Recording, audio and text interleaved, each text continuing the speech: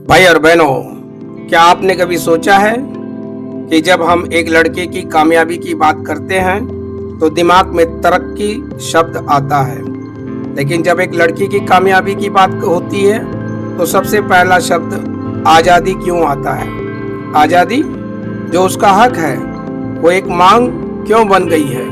मनोविज्ञान यानी साइकोलॉजी कहती है कि किसी भी इंसान की असली ताकत उसके पंखों में नहीं, उसके आत्मविश्वास में होती है। लेकिन सदियों से हमारे समाज ने लड़कियों को उड़ना सिखाने से पहले पिंजरे की मजबूती को संभालना सिखाया है। जब एक लड़की को पाबंदियों में रखा जाता है तो उसका दिमाग सिर्फ खुद को बचाना सिखाता है, कुछ बड़ा करना नहीं। वो अपनी पूरी ऊर्जा समाज के बनाए नियमों से लड़ने में लगा देती है, जबकि वो ऊर्जा अपने सपनों को सच करने में लगाना चाहती थी। भाई और बहनों, साइकोलॉजिकल फैक्ट है कि जब आप किसी को हद से ज़्यादा कंट्रोल करते हैं तो दो ही चीज़ें होती हैं, या तो वो खुद को पूरी तरह सरेंडर कर देती है और उसका आत्मसम्मान मर जाता है, या फिर वो विद्रोही बन जाती है।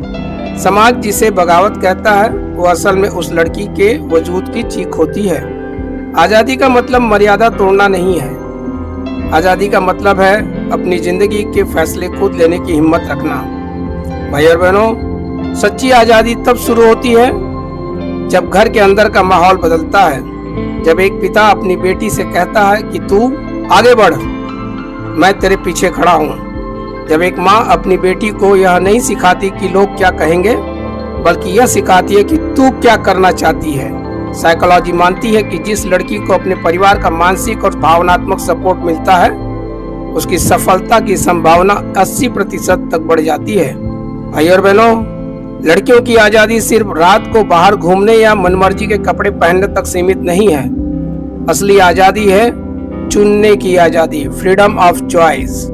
अपने कैरियर को चुनने की आज़ादी, अपनी गलतियों से सीखने की आज़ादी, गिरने के बाद खुद खड़े होने की आज़ादी।